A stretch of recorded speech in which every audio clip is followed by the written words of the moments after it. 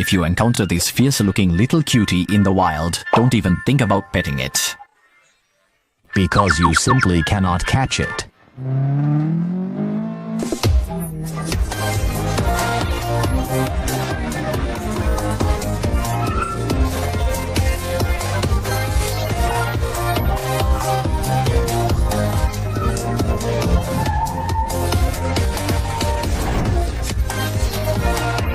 Leave your name if you dare. I am here to challenge.